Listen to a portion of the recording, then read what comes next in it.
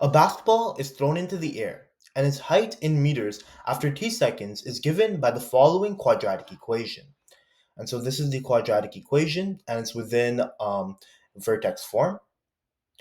So A is how long does it take for the basketball to reach its maximum height? B is what is the maximum height the basketball reaches? And then C is after how many seconds does the basketball hit the ground? So before I even attempt to do these questions, we want to understand the different information that this problem is giving to us. And in our case, I've written it down over here for us. So it's right here. So we have both a height and then we have a time value or it's seconds, right? And I know that time is going to be x because x is always an independent variable. This means that it's not influenced by any sort of other factor, right? Time is going to keep changing and keep changing at the same pace regardless of any sort of circumstance, right? And that makes sense because that's exactly the nature of time. But now height is influenced by the time because you can see even in the wording of the question, it says, and its height in meters after t amounts of seconds. So this means that the time, whatever the time may be, there's going to be a corresponding height to that. And that height is influenced and directly given because of that time, making it dependent on the time variable. And that's what y is. Y is our dependent variable. Okay, so now let's go back to A and let's try this out since we have our corresponding information. So it asks us, how long does it take for the basketball to reach its maximum height? So we know that's asking us time because it asks us, how long does it take? When someone asks you, how long does this take? They're talking about time, right? They're talking about how long. They're talking about some sort of time attribute, right? So we know that it's going to be the x value because remember time is x. So we're going to need to figure out a sort of x value, right?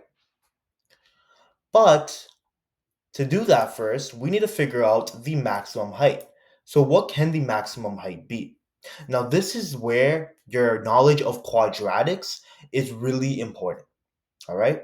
Now within our quadratic equation, its direction is actually downwards, right? And you can see that I've kind of modeled it with this like rough sketch, where we have our parabola going downwards, right? And so if we look at this, I kind of also pinpointed our vertex. So you can see that's our vertex here. And you'll notice that the vertex is actually the highest point in this graph. No point other than the vertex is higher, right? It's only the vertex.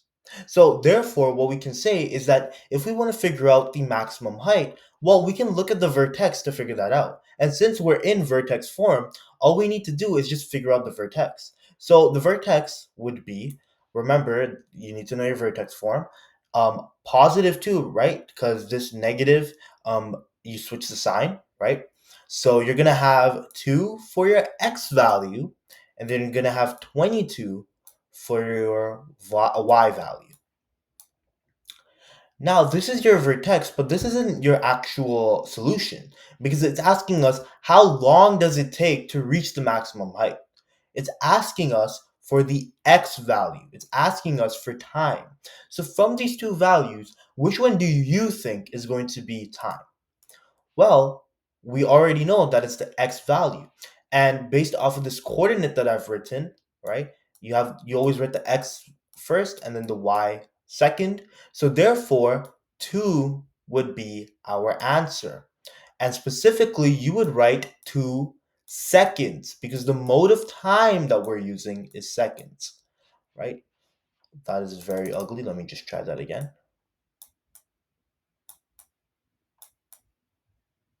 All right. Now let's try question B. What is the maximum height the basketball reaches? So now here you'll see that saying what is the maximum height. And so therefore now from the vertex, we can figure out the y value, which is 22, and that would be the answer because it's directly asking us for the maximum height. In question A, it didn't ask us for the maximum height. Rather, it asked us for the time it takes to reach the maximum height. But in B, it does ask for maximum height. So therefore, it's going to be 22, and then its mode or its measure, which is meters. So you want to always make sure you're writing that. So it's going to be 22 meters. Now, question C. After how many seconds does the basketball hit the ground? So after how many seconds does the basketball hit the ground? Let's think about this. So it's asking us how many seconds. So seconds, we already know that's going to be x, right? Because that is time. Second is time. Now it's asking us, does the basketball hit the ground? Now, when we think about the ground, let's think about this logically. What is a ground, right? What is it? What do you think? Well, from my interpretation, a ground is very, very simple. It's when you have no height, right? When you have no height. That's when you would say that you're on the ground, right? When you're not in any sort of elevation, right? So because of this interpretation, couldn't we say that the height in this case, because we need to hit or reach the ground, right? And since the ground, as I said, is no height, couldn't we just say that the height equals zero? Because zero represents nothingness, right? And we could. So what we're gonna do now is we're gonna take our, I'm gonna just erase this x over here. We're gonna take our quadratic equation and we're gonna substitute h into it. So h is 0, so we're gonna put in 0 in place of h, which equals negative 5t minus 2, and then this is multiplied, and then it's squared, and then plus 22. Now we have to go ahead and solve it. Okay, so try to solve this on your own. It's going to be a little unique. Unique in the sense that it's actually going to produce two values, and you're going to see how in a second, but just try it out yourself. Okay, now what I'm going to do is I'm going to move this 22 to this side because we're trying to isolate for t. So we just kind of want to get rid of everything from this area. So this cancels out, and now we have negative 22, right? Because again, we're subtracting it by nothing. And then negative 5 times t minus squared, sorry, minus 2. And then we're going to square that. And then now let's get rid of this 5. So we're just going to do the inverse operation again. And so remember, two negatives cancel each other out. So we're left with, and we don't need the brackets anymore. You could keep them. Oh, sorry, we do need them. My bad. We do need them because I'm forgetting that there's still the squared, right? So we do need the brackets, right? Because we're treating this whole thing, like this expression, as its own individual unit or number. Okay, so now we're going to do negative 22 divided by negative 5, which gives us 4.4. You could keep it in fraction form too. I just want to keep it in decimal form so that, it's a little bit easier for you guys to follow through. Now from here, what do? We have a squared over here, right? That 2 is very ugly. Let me rewrite that. So we have a squared here, right? So how can we get rid of that? Well, from everything that we did before, when we wanted to get rid of this or bring it to the other side, right? So that way it's gone, right? We would do the inverse operation. So this is exponents, right? Squaring is exponents. So what's the inverse operation or the opposite of squaring? And that would be square rooting, all right? Or roots. So This is how we would do it. So I'll do 4.4, and we're going to do the square root of that, and that equals, and then the square root of 10 minus 2 squared.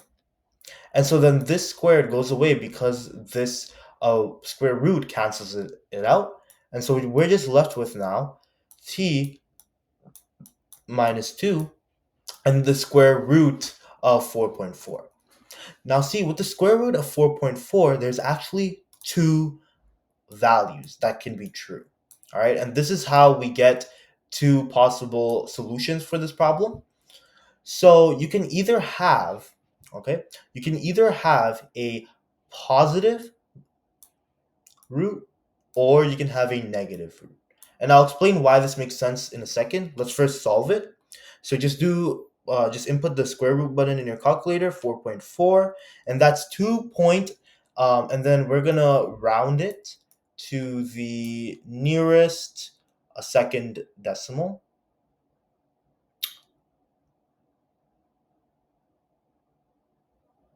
or I'll do 3 decimals places, just for more accuracy purposes. Uh, okay, so that is, if that's a little too unclear, it's 2.098. And so you have a positive 2.098 and then you have a negative 2.098. And the reason for this is, think about it. If you were to take this root and then figure out its exponents. So if you do 2.098 times 2.098, which is um, you effectively doing squaring. You're squaring it. So if you do negative 2.098 times negative 2.098, you're going to get 4.4, right? Because the two negatives cancel out to become a positive. And then obviously the two positives in positive 2.098 are going to remain a positive. So that's why you have both a positive and a negative value. So here what I'm going to do is I'm actually going to branch off into two different um, solutions. And I'm going to assign this to T1 and then this one to T2 because we have two time values. And so this one I'm going to do the positive one. So it's going to be 2.098. And when I say 1, I mean the root. And then this is going to be the negative root.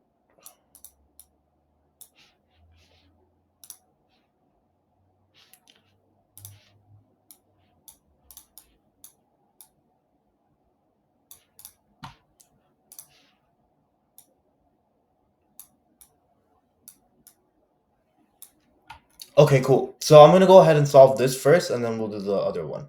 So all I need to do is I just need to add the -2 onto this side, so that way we fully isolated for T1.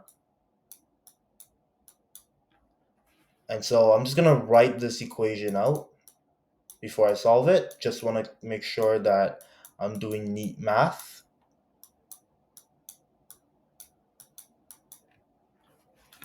And so that's 2.098 plus 4, which is 4.098. Sorry, it's 4.098. I accidentally put plus 4. It's not plus 4, it's plus 2.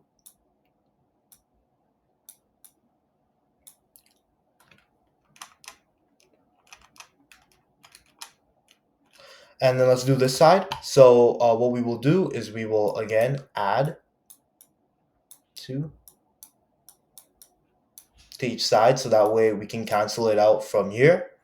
And so now T2, which I'll actually like sort of here, so we get more room, is going to be negative 2.9098 and then plus 2. All right. And so now we have negative 2.098 and then plus 2, which is negative 0.